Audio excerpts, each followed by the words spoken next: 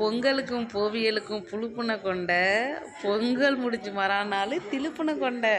என்னன்னு இதுக்கு இந்த பழமொழி எதுக்கு கேட்டிங்கன்னா, எங்கள் தாத்தா சின்ன வயசில் எங்களை கிண்டல் பண்ணி இந்த பழமொழி சொல்லுவாங்க. பொங்கலுக்கு மட்டும், அதாவது இந்த மார்கழி மாதம் மட்டும் காலையில் 5 மணிக்கு எழுந்திரிச்சு இந்த பொம்பளைங்கள்லாம் கோலம் போடுவாங்க. மற்ற நாள் சூரிய ஒளி மேலே பட்டு அது வரையே தூங்கி அப்போ தான் எழுந்திரிப்பாளுங்க.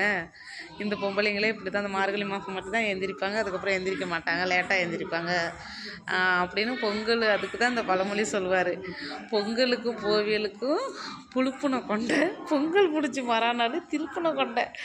அது எதுக்கு அர்த்தம் தெரியல, நாங்கள் திருப்பிக்கிட்டு தூங்குறோன்னு சொல்ல வராரா என்னன்னு தெரியல.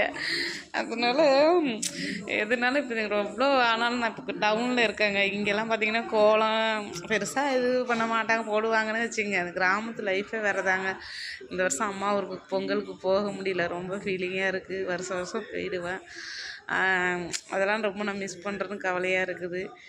நீங்கள் எல்லாருமே எவ்வளோ தூரத்தில் டவுனில் இருந்தாலும் சிட்டியில் இருந்தாலும் பொங்கல் மட்டும் மிஸ் பண்ணாமல் கண்டிப்பாக போய் கொண்டாடிடுங்க. அது எந்த ஒரு ஃபங்க்ஷனாக இருந்தாலும், ஆனால் பொங்கல் போல் கிராமத்தில் செலிப்ரேட் நல்லா பண்ணுவாங்க, நல்லா இருக்குங்க. நீங்களும் நல்லா என்ஜாய் பண்ணுங்கள். என்னால் முடியல. ஸோ எல்லாருக்கும் வாழ்த்துக்கள். ஹாப்பி பொங்கல், ஹாப்பி போகி பண்டிகை, தைப்பொங்கல், மாட்டுப்பொங்கல், கரிநாள் பொங்கலா, ஒவ்வொரு ஊருக்குள்ள ஒன்று சொல்கிறீங்க. அவ்வளோதாங்க. எல்லாருக்கும் பொங்கல் வாழ்த்துக்கள். இந்த வீடியோ பிடிச்சிருந்தா லைக் பண்ணுங்கள். பாய்ங்க.